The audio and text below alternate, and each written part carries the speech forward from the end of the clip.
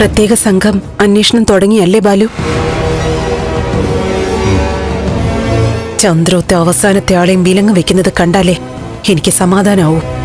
നമുക്കത് കാണാം, വൈകാതെ തന്നെ കാണാം. നമ്മൾ കാണുന്നതിനും അപ്പുറം നമ്മുടെ മോളുടെ ആത്മാവ് അത് കാണും. അത് കണ്ട് സന്തോഷിക്കണം. ചിലപ്പോഴൊക്കെ തോന്നും ഈ പ്രത്യേക അന്വേഷണ സംഘത്തിനൊന്നും അവരെ വിട്ടുകൊടുക്കാൻ പാടില്ലാണ്. ഒരു തോക്കെടുത്ത് വെച്ചിട്ട് അവരെല്ലാം വെടിവെച്ച് കൊല്ലണം. അന്വേഷണം പ്രോപ്പറായിട്ടല്ല നടക്കാൻ പോകുന്നെങ്കിൽ ഞാനത് ചെയ്യും.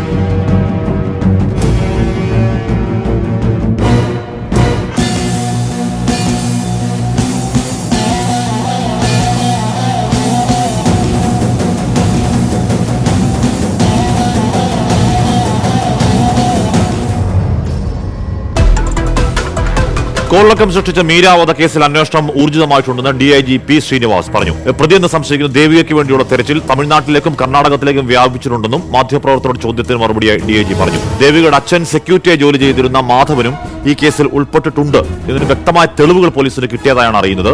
ഇവർ രണ്ടുപേരും ഒരേ സ്ഥലത്ത് ഒളിച്ചു താമസിക്കുകയാണെന്നാണ് പോലീസിന് കിട്ടിയിരിക്കുന്ന വിവരം.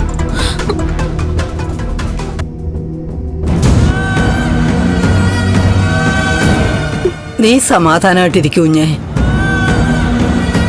ലോകം മുഴുവൻ തെരഞ്ഞാലും ശരി, എസ്തപ്പാന്റെ ഈ വീട്ടിൽ നീ സുരക്ഷിതയായിരിക്കും. ഒരു കണക്കിന് അന്ന് ഗുണ്ടകൾ എസ്തപ്പാനെ ആക്രമിച്ചത് നന്നായി. അതുകൊണ്ടാണല്ലോ നിന്റെ ഉള്ളിലെ നന്മ മനസ്സിലാക്കാൻ എസ്തപ്പാനൊരു അവസരം കിട്ടിയത്. നിന്നെ ഇങ്ങോട്ട് മാറ്റിയതും അതുകൊണ്ടല്ലേ. എസ്തപ്പാൻ ഒരാളെ ഇഷ്ടപ്പെട്ടത് തന്നെ. നിനക്കൊരു കുഴപ്പവും ഉണ്ടാവില്ലെന്ന് പൂർണ്ണ ബോധ്യമായതിനു ശേഷമേ എസ്തപ്പാൻ നിന്നെ ആർക്കെങ്കിലും വിട്ടുകൊടുക്കൂ. അത് നിയമത്തിനായാലും ശരി, നിന്റെ വീട്ടുകാർക്കായാലും ശരി. എനിക്ക് എന്തൊക്കെയാ സംഭവിക്കുന്നതെന്ന് എനിക്കറിയില്ല അമ്മച്ചി. എന്റെ വിധി എന്താവുന്നോ, ഞാൻ ഏത് വഴി കൂടി എങ്ങനെയൊക്കെ പോണ്ടെന്നോ ഒന്നും അറിയില്ല. എനിക്ക് അപകടം വരില്ലായിരിക്കും. പക്ഷെ എന്റെ ജീവിതം ഇനി എങ്ങോട്ടാ പോകുന്നത്? എന്റെ വീട്ടുകാരെ കാണാൻ പറ്റുമോ? എന്റെ നന്ദുവിന്റെ അടുത്ത് എത്താൻ പറ്റുമോ? ഒന്നും അറിയില്ല. എല്ലാം ശരിയാവും മോളെ.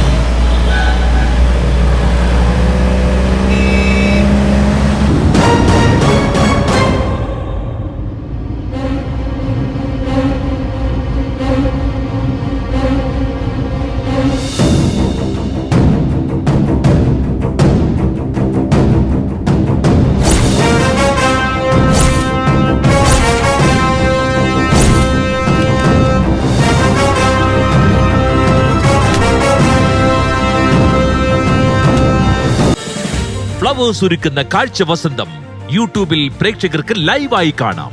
ഫ്ലവേഴ്സ് കോമഡിയിൽ ജോയിൻ ചെയ്യൂ, ആസ്വദിക്കൂ.